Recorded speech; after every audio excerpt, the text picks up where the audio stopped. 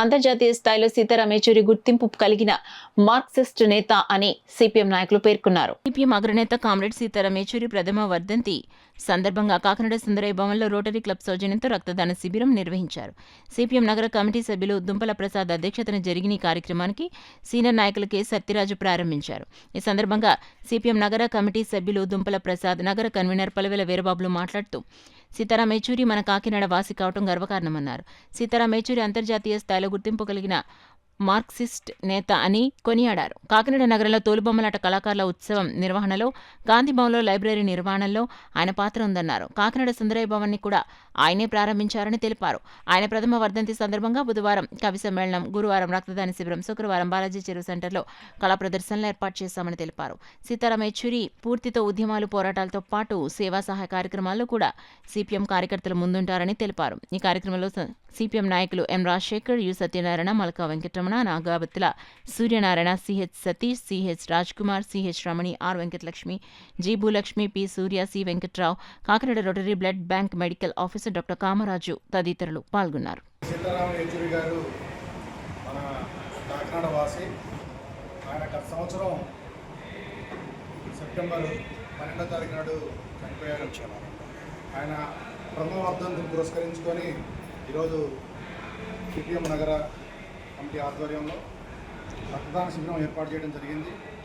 ఈ కార్యక్రమానికి rotary club వాళ్ళ సహాయంతో మనం ఇక్కడ రక్తదానం చేస్తూ ఉన్నాం. రక్తదానం చేయడానికి అనేక మంది మిత్రులు వాళ్ళందరూ వచ్చారు, వాళ్ళు చేస్తారు. సాహిత్య సదస్సు సందర్భంగా కవి సమ్మేళనం నిర్వహించడం జరిగింది. ఈరోజు బ్లడ్ డొనేషన్ క్యాంపు నిర్వహించడం జరుగుతుంది. అలాగే రోటరీ క్లబ్ బ్లడ్ బ్యాంక్ వారికి బ్లడ్ అని డొనేట్ చేస్తూ కార్యకర్తలు డొనేట్ ఇస్తున్నారు. ఈ రోజున అనేక హాస్పిటల్స్లోని అనేక మంది ప్రజలు ప్రమాదాలకు కానీ అనారోగ్యాలతో కానీ బ్లడ్ లేక చనిపోయినటువంటి పరిస్థితులు కనిపిస్తున్నాయి. కాబట్టి ఆరోగ్యవంతులుగా ఉండి రక్తం ఇవ్వడానికి ఆసక్తి ఉన్నటువంటి వాళ్ళందరూ రక్తదానాన్ని చెయ్యాలా. ఇటువంటి ప్రముఖుల యొక్క జీవితాలను ఆదర్శంగా తీసుకుని ఇటువంటి సామాజిక కార్యక్రమాలు చేయడం ఉత్తమం. రేపటి రోజున ప్రథమ వర్ధంతి సందర్భంగా సుందరయ్య భవన్ కాకినాడ నందు ప్రథమ వర్ధంతి కార్యక్రమం జరుగుతుంది. అందరూ పాల్గొని జయప్రదం చేయాలని విజ్ఞప్తి చేస్తారు. కాకినాడ నగరంలో సుందరయ్య భవన్ ప్రారంభించింది ఆయనే. తోలుబొమ్మలాట కళాకారులకి పార్లమెంటు నిధులు ఇప్పించి కాకినాడ నగరంలో పెద్ద ఎత్తున ఉత్సవాలు నిర్వహించినటువంటి సందర్భం ఉన్నది. కాకినాడలో ప్రఖ్యాతిగాంచిన గాంధీ భవన్లో ఒక లైబ్రరీ నిర్మాణానికి వారి తండ్రి గారి పేరు మీద ఆర్థిక సహాయం చేసి నిలబెట్టినటువంటి పరిస్థితి ఉంది.